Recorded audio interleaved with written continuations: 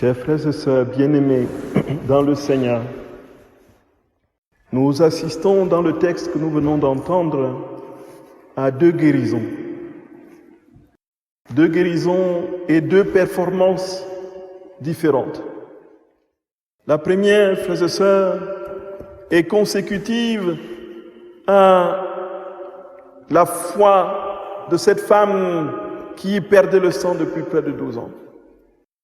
Jésus est appelé dans la maison de Jaïr et en route, alors qu'il est pressé par toute la foule, alors qu'il tente de frayer un passage dans la foule qui l'encombre, certainement parce qu'elle a entendu parler de ses nombreux miracles et des prodiges qu'il accomplit, va immédiatement et de manière soudaine et incompréhensible se retourner et poser la question à ceux qui l'entourent, surtout ses disciples, « Mais qui m'a touché? Qui m'a touché ?»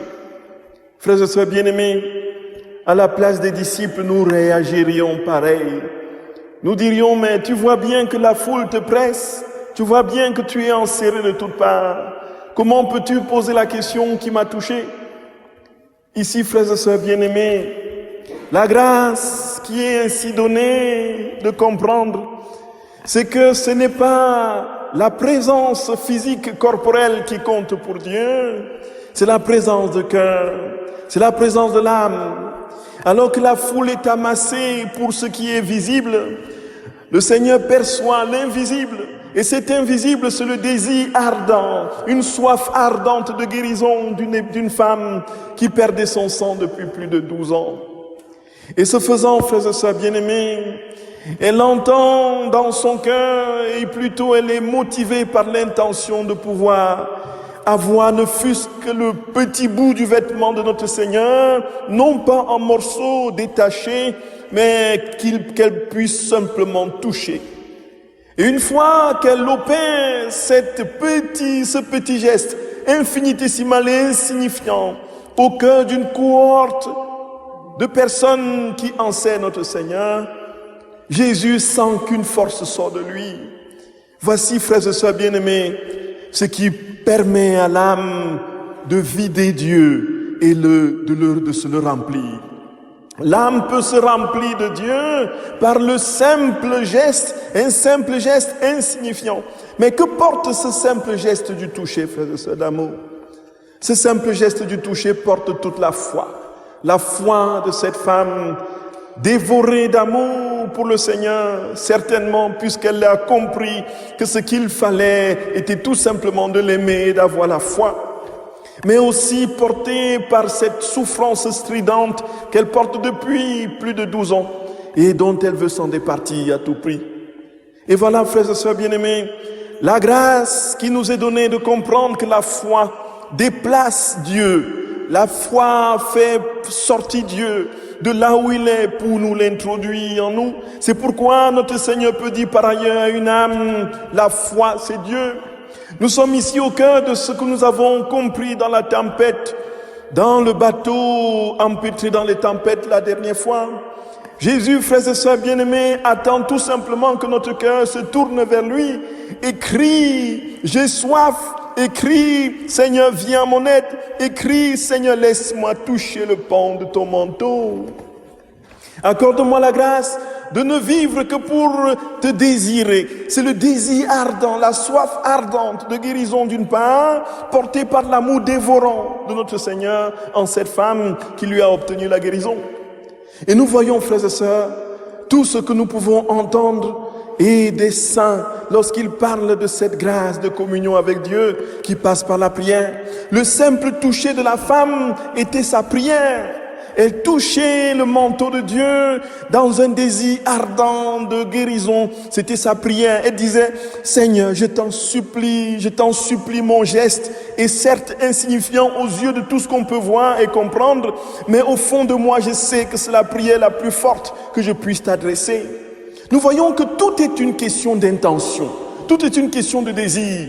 C'est le désir et l'intention qui convoquent Dieu en l'âme. Et nous voyons, frères et sœurs bien-aimés, ce qui se passe avec Jésus. On dit que c'est le bout de son vêtement. Une force sort de lui.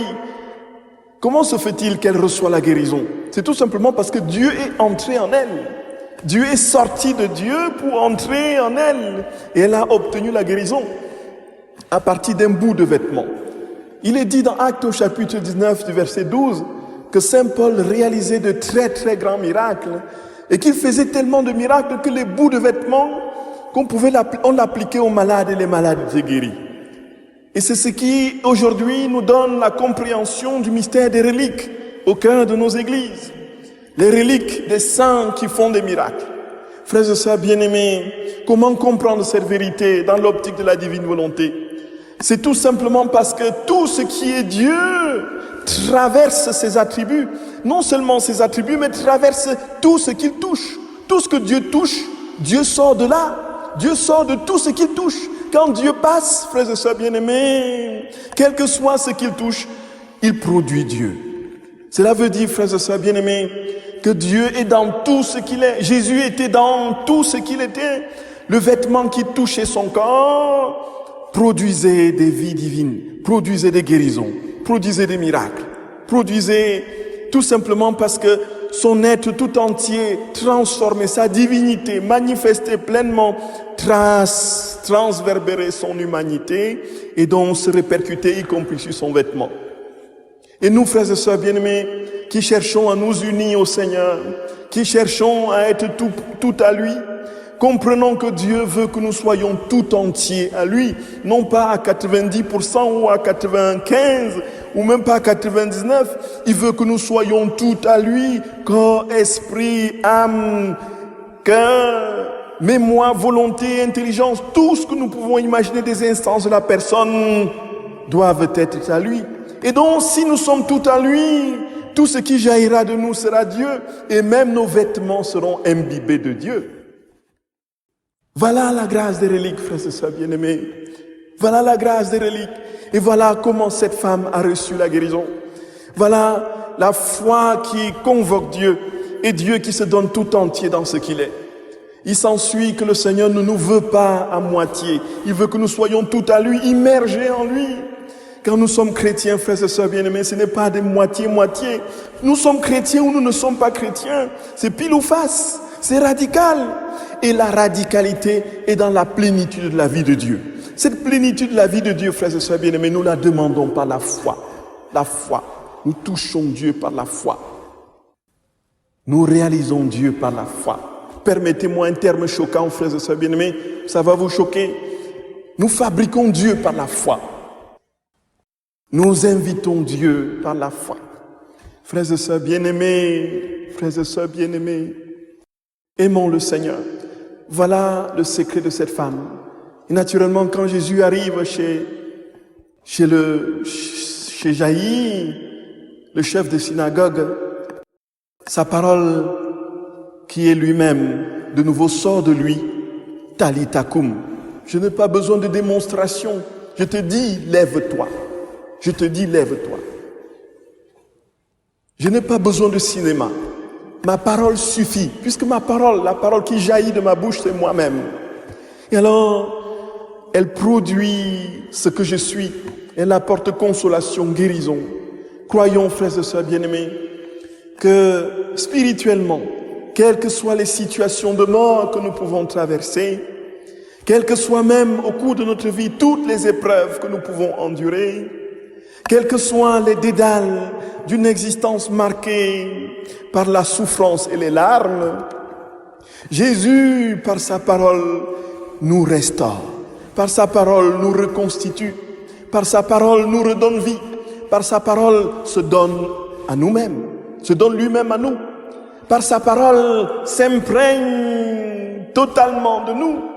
Tout est une question d'ouverture du cœur, frères et sœurs bien-aimés. Le chrétien est celui qui dit, Jésus, je suis à toi, je ne m'appartiens plus. Fais de moi ce qui te plaira. Fais de moi ce qui te plaira. Ma vie est à toi. Je ne veux pas simplement être le petit chrétien du dimanche ou le petit chrétien de semaine. Je veux être tout à toi à chaque instant de ma vie, Jésus. Prends-moi. Prends-moi, ne laisse rien, Seigneur. Et ta parole en moi, qui est ta propre vie, me transformera progressivement en toi. Voilà, frères et sœurs bien-aimés, Voilà la grâce qui nous est donnée de comprendre. Que le Seigneur nous donne de persévérer, de ne jamais, jamais, jamais nous décourager, jamais. Je le dis à moi-même, en commençant par moi-même, jamais, frères et sœurs bien-aimés, jamais, jamais, ne jamais penser que Dieu est loin de nous. Au contraire, nous pouvons être collés à lui et ne rien bénéficier de sa présence. Tout simplement parce que nous sommes dans une pratique extérieure. L'essentiel étant l'union de deux âmes, son âme et la mienne, qui ne font qu'une, tout simplement parce que par la foi, j'ai cru qu'il pouvait tout pour moi. Oui Seigneur, béni sois-tu Jésus, béni sois-tu Seigneur, pour l'immensité de ton amour. Je t'en supplie humblement, prends-nous Seigneur, prends-nous tout à toi. Remplis-nous de ton amour, remplis-nous de toi, remplis-nous de ta vie. Et consume-nous, que nous soyons brûlants, brûlants, brûlants, brûlants d'amour pour toi. Que nous soyons des feux, des flammes ardentes, des torches brûlantes encore. Que rien, Seigneur, ne nous sépare de toi et que rien ne nous éloigne de toi. Jésus, tu connais nos faiblesses et nos pauvretés. Écoute nos prières et donne-nous la foi de cette femme, Jésus. Donne-nous la foi de cette femme de l'Évangile. Jésus, nous avons confiance en toi. Nous avons confiance en toi. Nous avons confiance en toi.